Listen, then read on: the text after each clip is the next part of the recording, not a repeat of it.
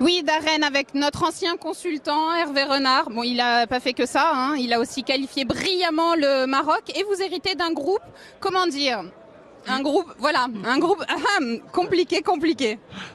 On a voulu y être à cette Coupe du Monde.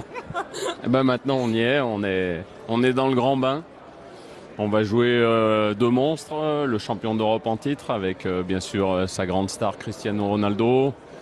Et puis l'équipe d'Espagne que tout le monde voulait éviter dans ce pot numéro 2, on en a hérité, merci beaucoup. Et puis l'Iran qui sera notre match d'ouverture.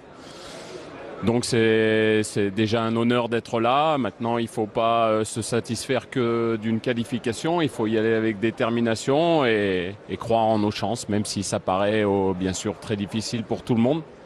Mais on va quand même y aller avec une petite idée derrière la tête. Mais j'imagine bien une petite idée derrière la tête, surtout qu'avec un groupe comme ça, on ne peut pas se reposer. J'imagine que la motivation, elle est encore plus grande pour les joueurs. Les joueurs, ils vont se mesurer à l'Espagne, ils vont se mesurer au Portugal. Il y aura bien quelque chose en plus dans la volonté. Oui, surtout que c'est deux pays qui sont pas très loin du Maroc. Au Maroc, le championnat d'Espagne, c'est un peu comme quelque chose dont les gens ne peuvent pas se passer. Donc ça sera certainement un grand honneur pour le Maroc de jouer cette équipe d'Espagne, qui est une équipe très très forte.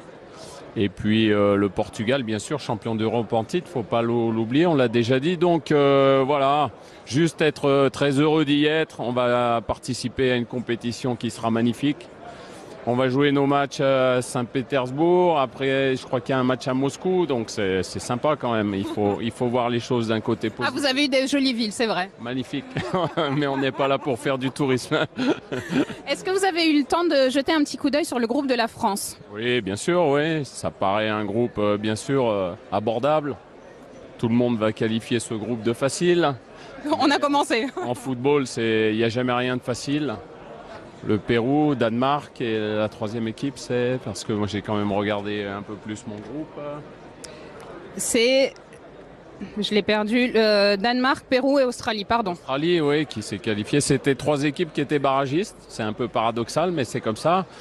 Parfois, vous savez, il y a des histoires comme ça. Les équipes reviennent de très loin et puis elles réussissent des parcours exceptionnels. Donc voilà, mais normalement, la France sera au moins présent au deuxième tour et on lui souhaite bien sûr d'aller le plus loin possible parce que c'est l'une des grandes favorites de cette compétition. Merci beaucoup, on vous le souhaite aussi avec le Maroc. Merci beaucoup. Merci. À bientôt. Au revoir.